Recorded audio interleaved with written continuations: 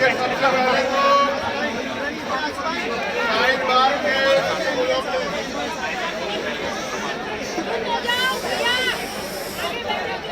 ठीक है आशिक, देखो मेरी आवाज आ रही, पहले बताओ हाथ में आ रही नहीं आ रही है।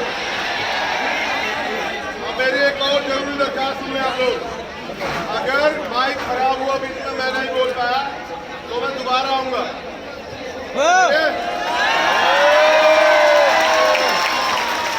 अगर ये तब है अगर माइक खराब हुआ बीच में,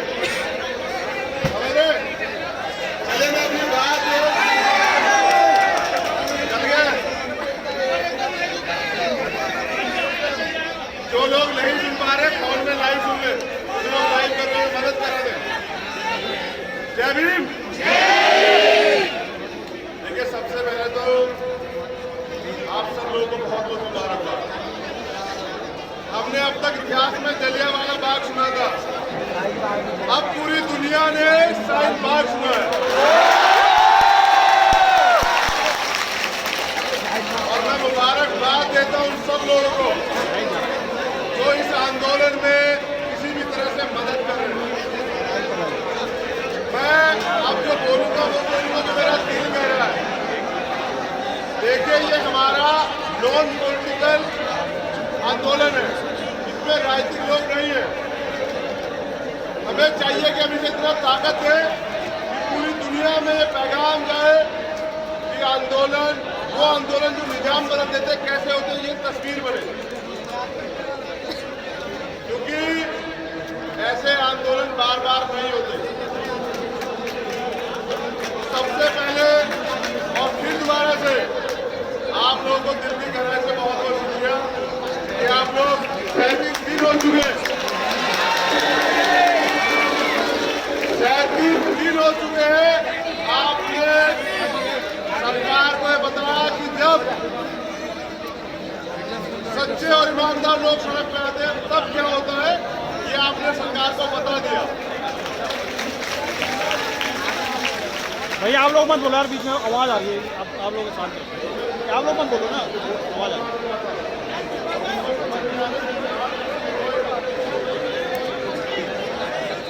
इनको बोला ये मत बोलेंगे, बाकी थोड़े से उत्सुक जाना है, लेकिन चाहिए बहनों से, हमारी माताओं से कि वो कितने अमन जाएंगे और चुप रहे। और ये जो दोनों तरफ खड़े हैं इन्होंने हल्ला उतारा है,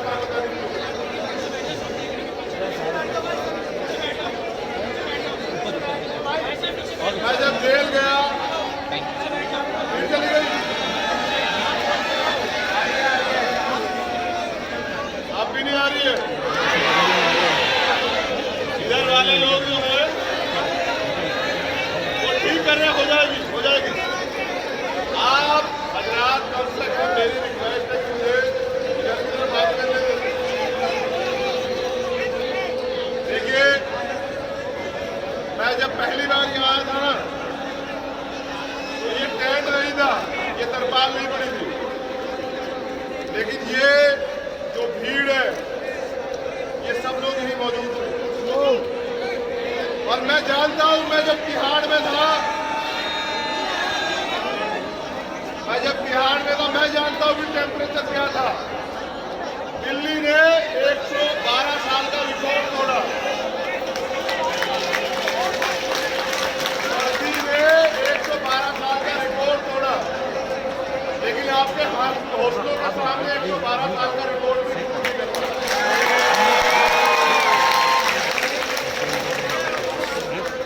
मुझे वहां 2-2 कंबल की जरूरत पड़ रही थी।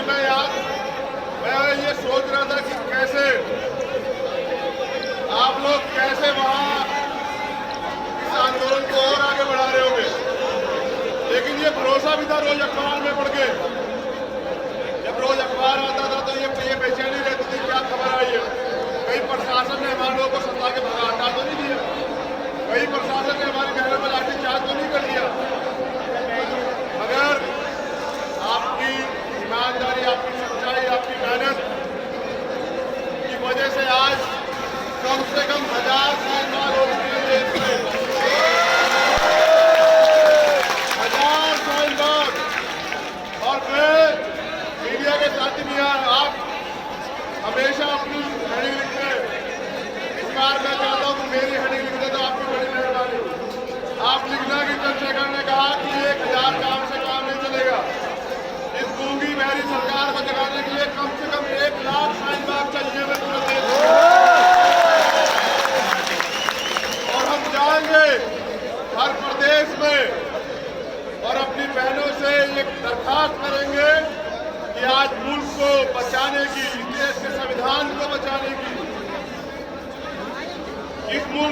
मानवता को बचाने की इम्तिहान की घड़ी है।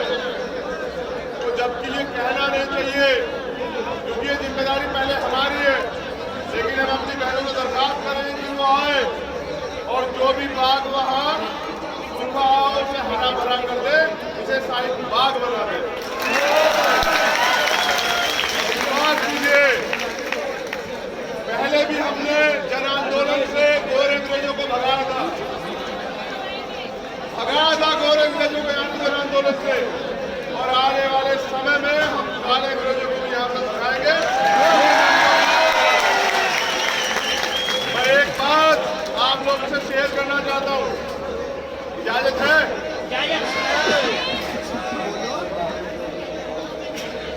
इन्हें जानते हैं आप? इन्हें जानते हैं आप? बाबा साहब अम्बेडकर हमारे आदर्श, हमारे ईश्वर और हम जैसे कमजोर लोगों में भी जमा देने वाले, हिम्मत देने वाले, हौसला देने वाले बाबा साहब अम्बेडकर।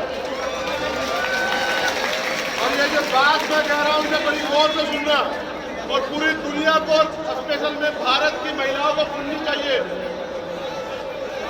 कि 1947 में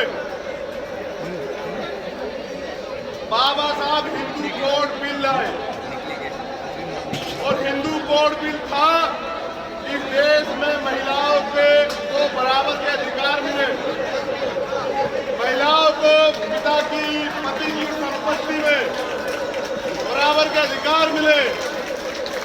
उसके पीछे उनका मकसद था।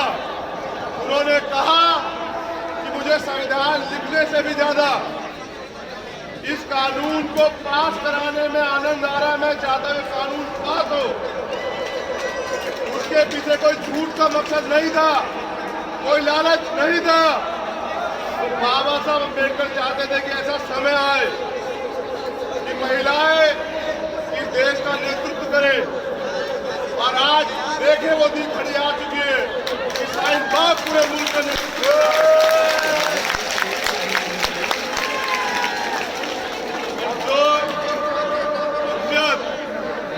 जिस मोहब्बत से आप लोगों ने अपने बच्चे को, अपने भाई को नवाजा है, मैं पूरा विश्वास दिलाता हूं कि सारी दुनिया की दौलत, सारी दुनिया की ताकत एक तरफ और आपकी मोहब्बत एक तरफ। अगर अपने लोगों के लिए एक तरफ राज और एक तरफ तलवार हुई तो आपका भाई तलवार कबूल करेगा, लेकिन अपने लोगों से गद्दारी नहीं होगी। हम ईमान वाले, सच्चे, चोर नहीं है, इसीलिए सरकार उठा के बंद कर देती है और गद्दारों से समझौता नहीं करते हैं, इसीलिए हमें सताया जाता है।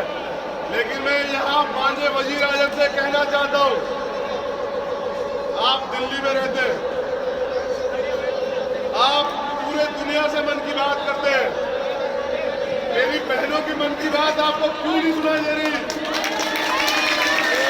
वजीर आजम क्या सुनना नहीं चाहते या ये सोच लिया है अभी तो आपने एनआरसी और सीए लागू भी नहीं किया, अभी से ये लोग इस देश के नागरिक नहीं रहेगा? क्या क्या ख्यालात पाल लिया आपने? आप भरोसा कीजिए, बुराई कितनी बड़ी हो, हमेशा सच्चाई की जीत होती है।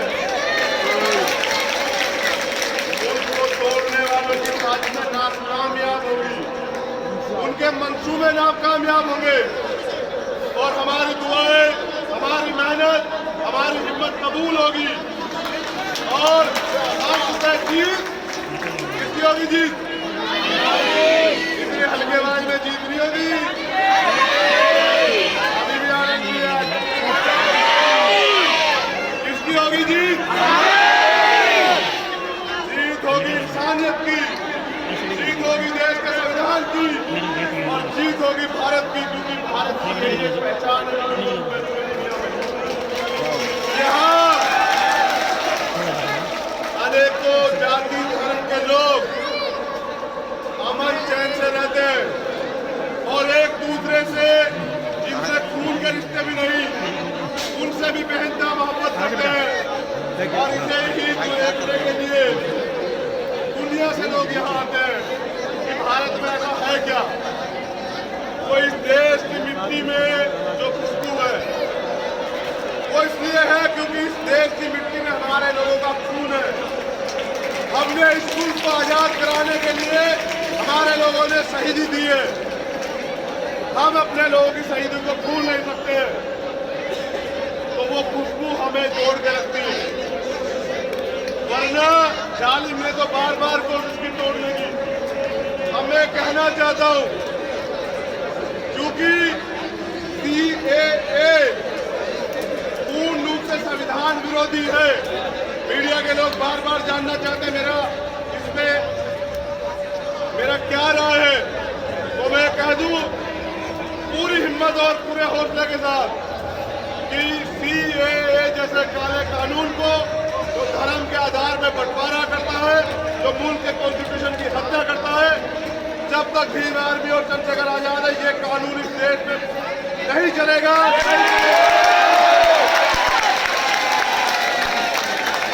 अगर हुकूमत के नुमाइंदों ने तय कर लिया है कि वो इसे लागू करना चाहते तो पहले उन्हें हमारी लाशों में से गुजरना पड़ेगा। इतनी इज्जत और मोहब्बत आप लोगों ने दी है ना,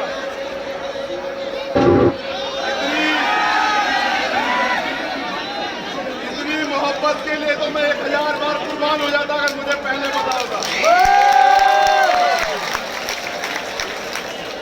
ये प्यार, ये मोहब्बत, ये दिली लगाव बना के रखिएगा। मेरी ताकत मैंने महमूद भाई को भेजा यूपी में, हमारे 22 लोग की जान गई है। जब मैंने अखबार में पढ़ा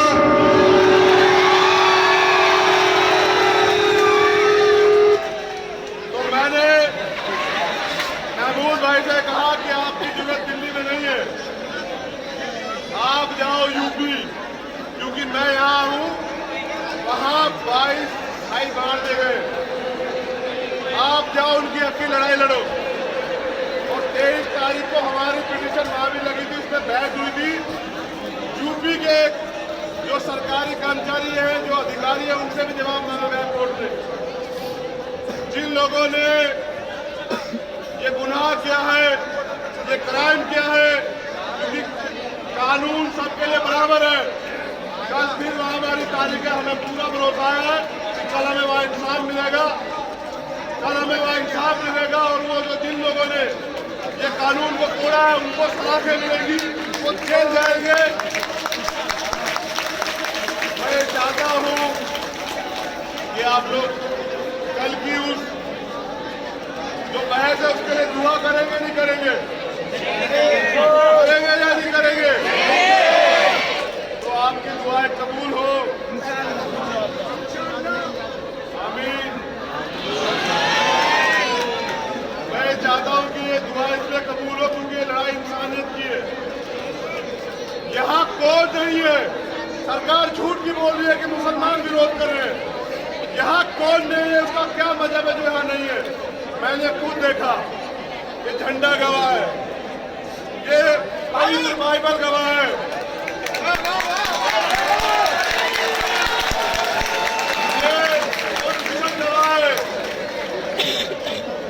कौन नहीं है यहाँ, और जो नहीं है यहाँ वो मुल्क का वफादार नहीं है।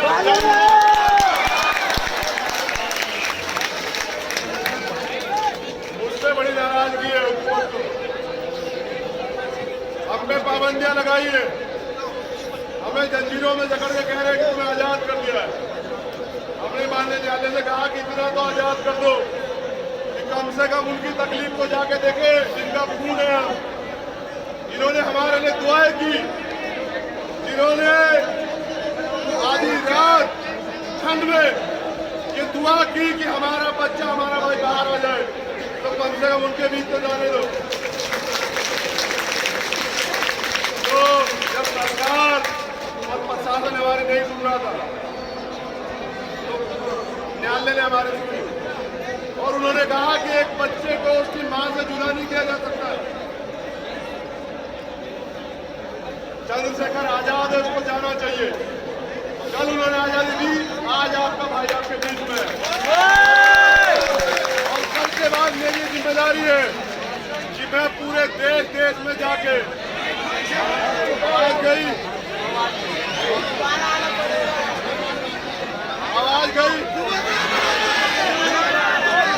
आ रही है।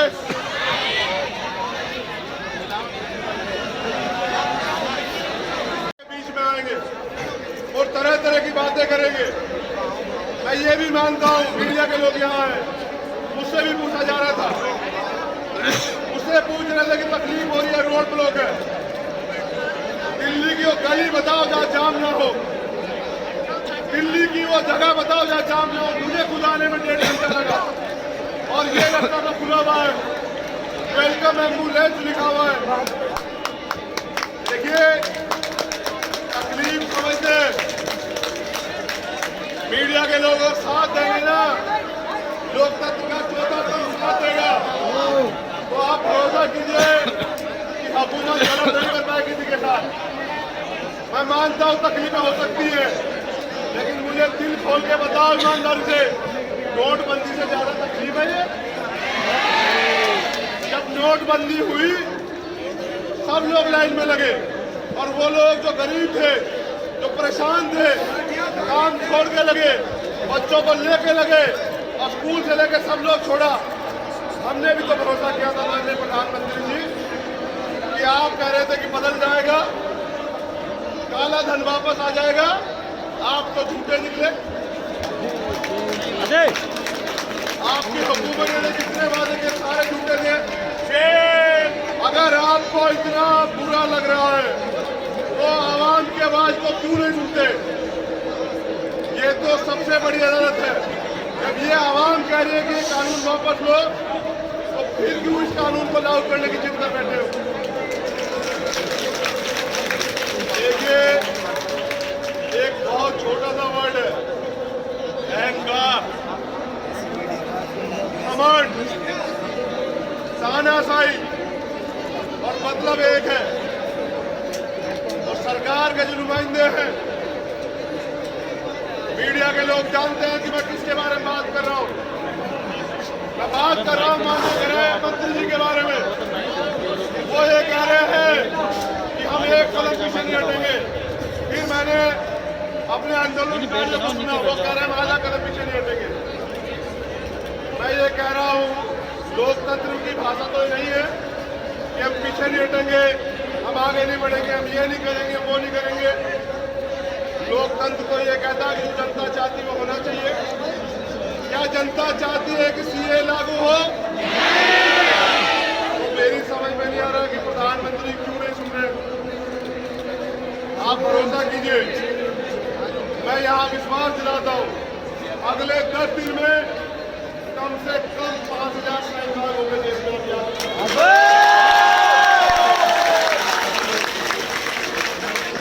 न हम खुद सोएंगे, न अपने लोगों को सोने देंगे। हम अपने लोगों के बीच में जाएंगे, सभी प्रदेशों में जाएंगे और ये दरखास्त करेंगे पल्ला पसार के कि भैया अगर तुम नहीं आ सकते तो हमारी बहनों को आंदोलन में आने की इजाजत दो। और जब राजनीतिक लोग निकलते हैं ना सड़क पे, तो उनकी पार्टी खतरे में होती है। आज हमारा मुल्क खतरे में, हमारी बहनें माताएं निकली है, तो सरकार को हो सकता है समझ आ जाए।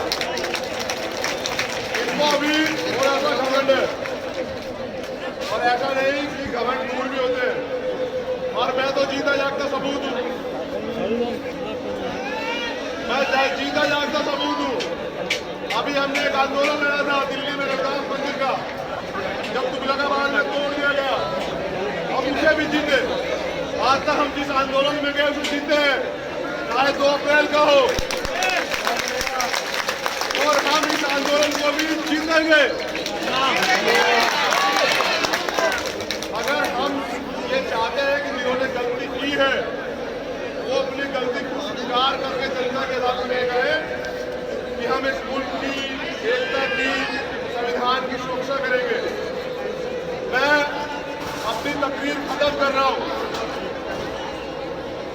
बस ये कहना चाहता हूं, मुझे कहा गया है नहीं मुझे पकड़ा दिया कि माननीय प्रधानमंत्री जी का सम्मान करूं, कोर्ट का आदेश है। मैंने भी सोचा कि करना चाहिए,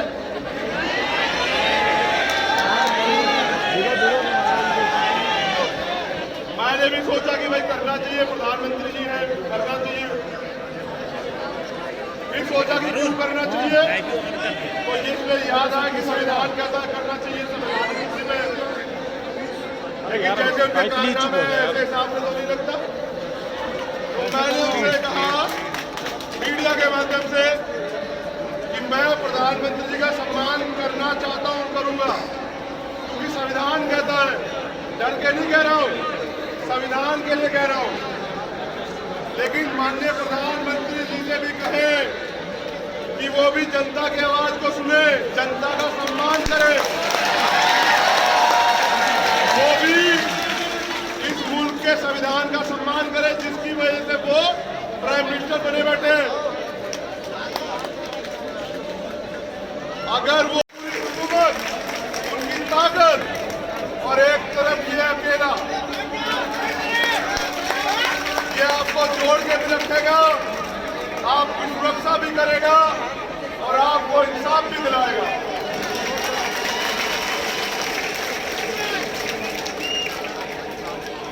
अच्छा, कुछ नारे जो है ना, हाँ मैं गाना चाहता हूँ और इजाजत चाहता हूँ संविधान से, मैं कांटे कबूल कर दूंगा, लेकिन जीत के, जब आप जीत जाए तो मुझे कांटों में लिटा देना, लेकिन फूलों की जरूरत नहीं है अभी। ये तड़प देखो, ये तड़प देखो, मुझसे कहा गया मेरठ में कि माला पहनो, हमने कहा मैं गमी में जा रहा हूँ, मेरे लोगों को मारा गया, माला पहनूं, इससे कोई नीच होगा? जिसके परिवार में जान गई हो वो माला पहन के घूमे। मैं हाथ जोड़ता हूँ कि ऐसा स्वागत नहीं चाहिए, स्वागत करेंगे, स्वागत करेंगे वो भी स्वैग से, लेकिन सब जब जीत जाएंगे, स्वागत करेंगे। और यहाँ वादा करता हूँ कि जब तक ये आंदोलन नहीं जीतेंगे, माला नहीं पहनूंगा कभी, जब तक ये आंदोलन जीतेंगे माला नहीं पहनूंगा, और जिस दिन आंदोलन जीतेंगे सबसे पहले साइन मार आगे माला पहनूंगा। ये गाना जो है ना, ये आपको बहुत जरूर देगा और हिम्मत देगा। मेरी दिली इच्छा थी कि मैं आपके बीच में जाके सुनूं, मैं चाहता हूं कि आप मुझे सुने, राहुल से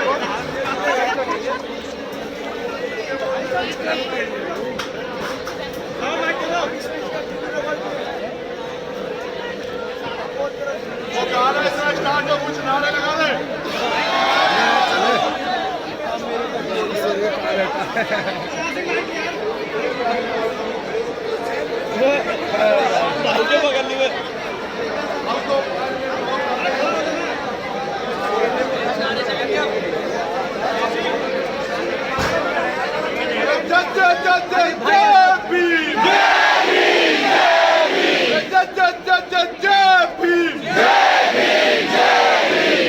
अरे कौमी एकता जिंदाबाद, जिंदाबाद, जिंदाबाद, कौमी एकता जिंदाबाद, जिंदाबाद, जिंदाबाद, भारतीय संविधान जिंदाबाद, जिंदाबाद,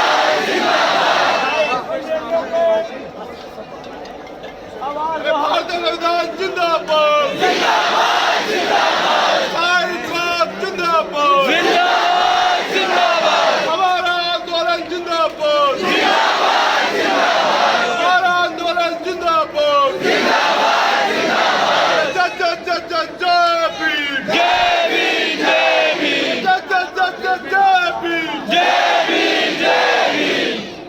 बाबा साहब की एक सोच थी कि इस मुल्क की एकता बनी रहे, वो बंटवारा नहीं चाहते थे। एक नारा मैं आपको बता देता हूँ, मेरी हिम्मत बढ़ाइएगा उसके साथ। मैं यहाँ से कहूँगा कि बाबा साहब की सोच पे आप कहना पहरा दिया में ठोक दिया।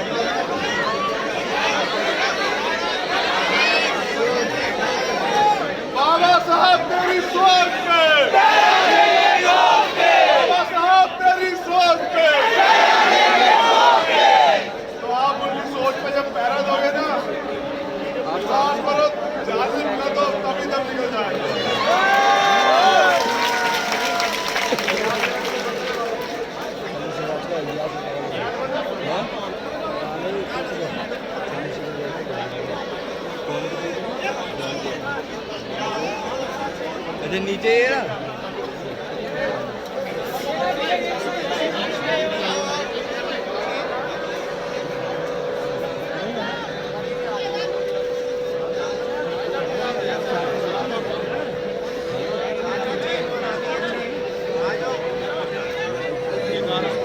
वरुण वरुण ठीक है ठीक है, ठीक तो है ही, बड़ा खराब है। ह्यूमैनिटी में ताकत पैदा करो। यहाँ ट्राईपोड नहीं लग सकता वरुण। आवाज आ रही है? हेलो, आवाज आ रही है? शेर आया, शेर आया।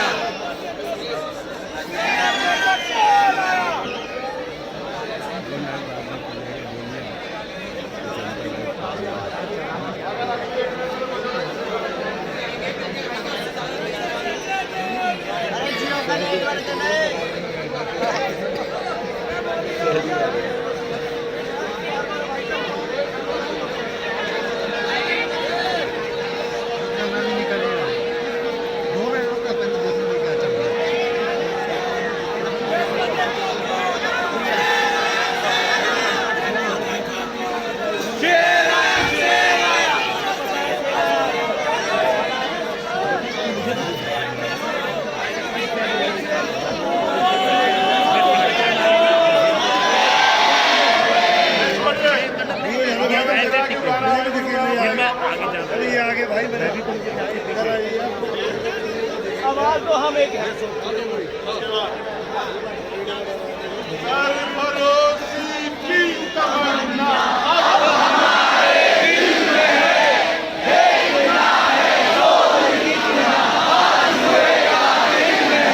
और वक्त आने के बता दे एक तुझे आसमां हम अभी से क्या बताएं क्या हमारे दिल है। इन लाइनों को गुनगुनाते रहिएगा, ये आपके काम आएगी, क्योंकि जिन दिन सरफरोशी की तमन्ना किसी के दिल में आ जाती है ना, दिलों से जीतने में कोई नहीं रोक